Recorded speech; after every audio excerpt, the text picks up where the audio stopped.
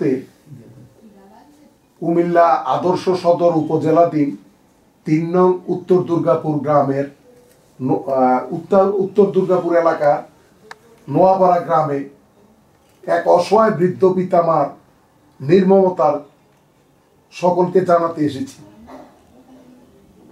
সন্তানরা কতটুকু নির্মম হলে পিতামাতার থেকে সম্পত্তি লেখে নিয়ে অসহায় বৃদ্ধ পিতামাতাকে বাড়ির বাইর করে দেন।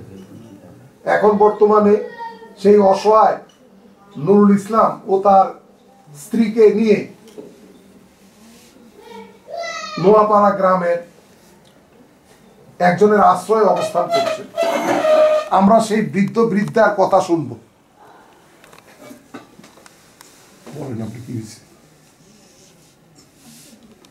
আপনি তো নুরুল ইসলাম সাহেব, উনি আপনার সহধর্মিনী। আপনার ছেলেরা কি করছে আপনার সাথে? আমরা একটা জায়গা উচিত জমা করছে নিচে নিয়া ফুল ফুটকুনি বসত বাড়ি যা আছে সব লিখিত তারা নিচে নেওয়ার পরে আমি তারা হুজুর আনছে আন্না বহুত মোছা চমা করছি যে আমার দিয়েছে হকটা আমার দিয়ে দে নইলে আমি কবর জায়গা পাইতাম না। আমার এই হুজুরি কইছে আপনি যে কী করছেন, তখন এই তারা ধরছি ধরিয়া করছি মুছামাছি করছি বলতেছি করছি কর না আর দেওয়া হবে না, আপনি দিচ্ছেন তো দিচ্ছেন। তখন এই জানি না আমি মামলা করছি। মামলা করানোর পরে তারা শুনছে, শোনার পরে তারা আইসে আইয়া আপনার বাড়ি থেকে মারধর করে ফিরতে বাড়িতে আগুন টাগুন লাগাইয়া বাদ করে দিচ্ছি।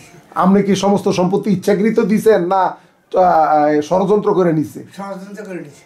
আপনি কি স্বেচ্ছায় আপনার ছেলে মেয়ের কোনো জায়গা সম্পত্তি দিচ্ছেন? না, আগে দিয়েছি। না না, এই যে সম্পত্তি নিয়ে এখন বর্তমানে আপনি বসবাস করতেন যে বাড়িতে, সেই বাড়িতে কি আপনাকে জোরপূর্বক বাইর করে দিছে? গ্যাস নিবে কারেন্ট নিবে দিছে কেরোসিন আগুন লাগাই দেন তো আমার ভয় লাগে ওসে তো আস্তে চুপ করে বাড়ি তো আমার এই ঘরে আমার শাশুড়ি কালকে ঈদ আমাদের বাড়ি সেলিম মেম্বরটা আছে তারা আছে, তারা সবাই বলছে যে আমরা ঈদটা হোক কালকে ঈদের পরে আমরা বহু বইয়া একটা সমাজে করেছি না মানি না এখন আগুন লাগাই দেন। এই সম্পত্তি ওই বাড়িঘর তো আপনিই করছেন? জি, আমার টাকা উঠছে সব। তো আপনার সন্তানরা আপনার বাড়িঘর থেকে বাইর করে দিল? আমি 999 ফোন করছি পুলিশ আছে আইয়া হারা আমরা আসল পুলিশ করতে থাকবো, তারা গেছে কি ভাগ্যা। তখন তারা পুলিশ করতে থাকবো, পুলিশ যখন গেছি গিয়া পুলিশের মেম্বারে দিয়া এই কারেন্টটা সব কাটতেছে, লাইনটা কাটতেছে, লাইন কাটতেছে সব কাটতে দেওয়ার পরে এগুলা মেম্বারে কই গেছে তখন দিয়েছি। দেওয়ার পরে তারা গেছি গিয়া গেট যাওয়ার পরে তারা আবার শুরু করছে। তখন আমার এই গলে উড়িয়ে কতক্ষণ থাকবো আজকে মাছ জেলে একবার গলা। আপনার ছেলের নাম কি? একজন না হাফেজ দেওয়ার হাফেজ বানাইছি, হাফেজ দেওয়ার একজন মনির হোসেন। আপনার হাফেজ সাহেবরা আপনার উপরে এরকম নির্মমতা করলো? জায়গার পরিমাণ কত, জমির পরিমাণ কত?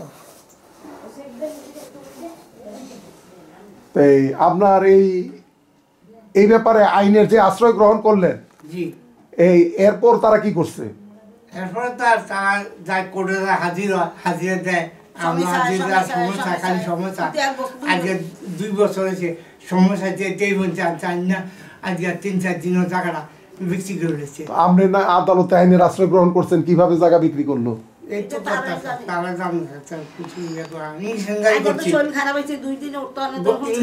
করছি ইঞ্জিনিয়ারিংটা করছি। কালকে একটা তারিখ গেছে, কালকে তারিখে আমার নিচে আমি গেছি জজে করতেছে যে ইংরেজি হবে না, ইংরেজি মূল মামলা গেছি গিয়া লই গেছি গিয়া নিয়ে মূল মামলা চালাইব মূল মামলা চালাব।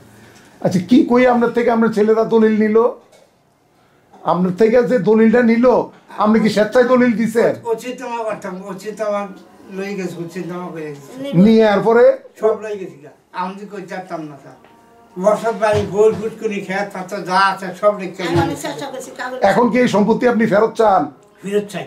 এই যে আপনার 2 সন্তান, যে সন্তানদেরকে আপনি আলেম বানাইলেন, আলেম হইয়া যে তারা নির্মমতা করলো, এর লেগে কি দেশের প্রচলিত আইনে বিচার চান?